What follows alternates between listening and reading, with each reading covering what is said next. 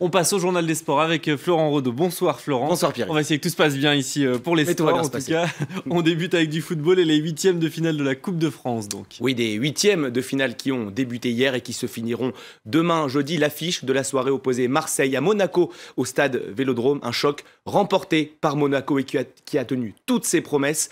Vous allez voir les images 2-2 à la fin du temps réglementaire. Un coup franc de Moutinho mal négocié par Pelé. Égalisation de Payet sur un bon service de Thauvin. Monaco reprend l'avantage par Mbappé et c'est Cabella qui marque le 2-2. Prolongation donc, vous l'avez bien compris. Mendy, l'ancien Marseillais, et Cabella marque, ça fait 3 buts partout. Et c'est finalement Thomas Lemar qui délivre Monaco.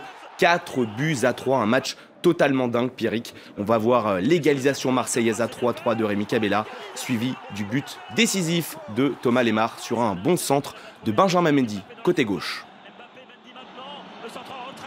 Voilà pour cette belle victoire monégasque. Le PSG se déplaçait lui sur la pelouse de Niort, sur un terrain détrempé. Vous allez le voir, les Parisiens ont eu beaucoup de mal à se défaire de leurs adversaires. Pourtant, en Ligue 2, la victoire s'est dessinée en toute fin de match avec un but de Javier Pastore, actuellement très en forme. L'Argentin reprend bien un coup franc de Christopher Nkunku. Ça fait 1-0. Et c'est le buteur maison Edinson Cavani, l'Uruguayen, qui tue tout suspense avec un but dans les arrêts de jeu. Un service de l'homme en forme, décidément Javier Pastore.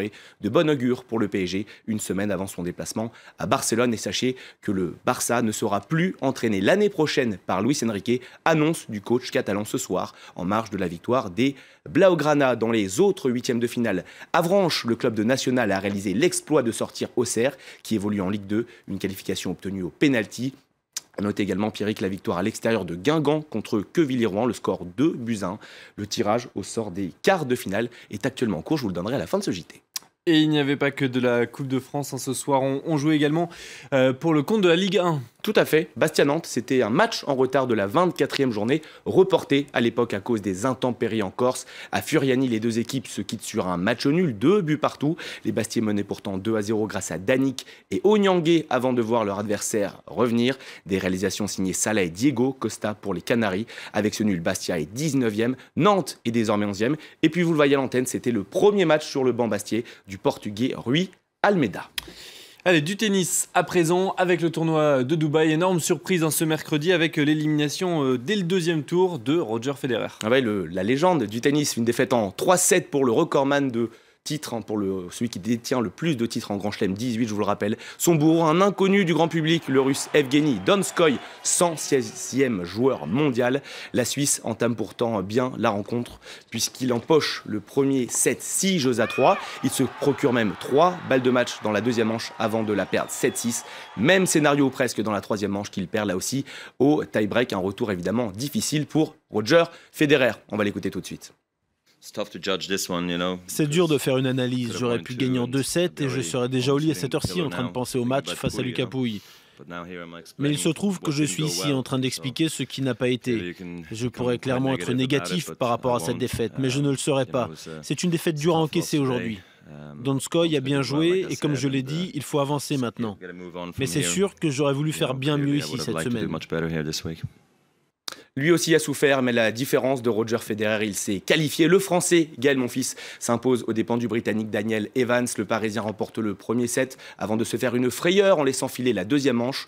12e mondial, Gaël Monfils se reprend bien dans le troisième et dernier set qu'il remporte aisément. Score final 6-4, 3-6, 6-1 en faveur du Français en 1h37 de jeu. Autre qualifié, le numéro 1 mondial Andy Murray. Le Britannique écrase l'Espagnol Guillermo Garcia Lopez. Victoire sans appel, 6-2, 6-0. Au tour suivant, il retrouvera l'Allemand Philippe Kohlschreiber, vainqueur de Medvedev en 8e. Allez, tennis. Toujours, on va poursuivre avec cette invitation plutôt surprenante des organisateurs du tournoi de Rome. Ouais, surprenante, Pierrick, c'est le mot, puisqu'ils ont tout simplement décidé d'inviter Maria Sharapova. La Russe purge actuellement, je vous le rappelle, une suspension de 15 mois pour dopage au meldonium. Pas de quoi apparemment décourager les organisateurs du tournoi de Rome, ni ceux de Madrid, où Maria Sharapova a également été invitée. Des invitations absolument pas du goût d'Andy Murray. Dans une interview publiée par le Times, le Britannique a sévèrement critiquer cette décision. Il estime que c'est sur le terrain que Sharapova aurait dû obtenir ses invitations. Une polémique de plus, bien sûr, pour le sport russe, visé par un dopage d'État ces derniers mois. Allez, direction à présent Budapest, la capitale hongroise qui a officialisé ce mercredi le retrait de sa candidature pour les Jeux Olympiques de 2024. Oui, cela avait été annoncé la semaine dernière. C'est désormais officiel. Budapest n'est plus candidate à l'organisation des JO 2024.